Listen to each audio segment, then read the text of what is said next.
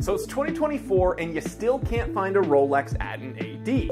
Why is that? Let's try to figure this out once and for all. It is 2:56 p.m. Let's get down to business.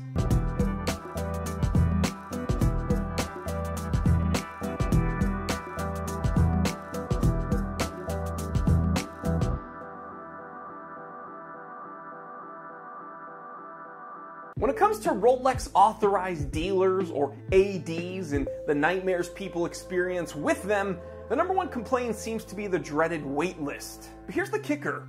Waitlists only exist at the AD's store level. Rolex really has nothing to do with them. And due to things like market research and selective distribution, Rolex is actually much stricter than people think when it comes to regional allocations of their products. This means that some ADs get a whole lot of a bunch of different watches, and some get, well, slim pickings. But regardless of where you shop, let's say you got put on a wait list for that beautiful Rolex Starbucks. Oh, that green ceramic bezel and that black dial, it just makes me want a cup of joe. Don't think for a second that just because your name's on that sacred wait list, you're now first in line. That's not how it works. Waitlists are not a first come, first served thing. You see, ADs often prioritize big and regular spenders. And guess which people have a lot of working capital and tend to spend bigly? Gray market sellers. Now, whether Rolex wants to admit it or not, some of their ADs don't like playing fair. In fact, ADs building relationships with gray market sellers who might offer kickbacks to them isn't just a theory, it's actually happened, and some ADs have gotten in trouble for that in the past. Now, the more you buy and sell and flip and trade and collect watches, the more you may be familiar with what are called string purchases or tying arrangements. That's what the FTC calls them. This is where an AD asks, just how badly do you really want that stainless steel sub? Sure, I could put you on that wait list and you could wait for an indefinite period of time ranging from 2 months to 3 years, or you could buy a certain dollar amount of some other products I sell, and then you might just secure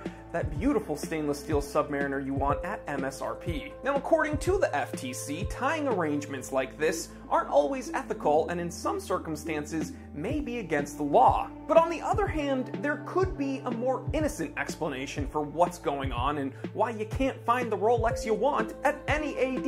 You see, the simple fact is that stainless steel Rolexes offered at MSRP are often much less expensive than the precious metal counterparts. This makes them more desirable and more attainable and much more difficult for the AD to hold on to. So why can't you buy that Rolex you want at an AD in 2024? Well, it's not just demand. It's about the game behind the scenes. Whether it's gray market influence, string purchases, or the regional allocation lottery, getting your hands on that coveted stainless steel Rolex at MSRP still seems to be trickier than ever. And unfortunately, as long as all of these things are in play, these waitlists aren't going to get any shorter anytime soon. But let me know what you think. Comment in the comment section below and let me know what you think is going on and when will this ever change. Now let's take it one step further. Leave me another comment telling me what your favorite Rolex would be on Rolex's current catalog, and can you even find one? Alright guys, I will catch you on the next one. Stay happy, stay healthy, stay blessed. I'm Jory Goodman, the time teller, and always remember, I didn't invent time.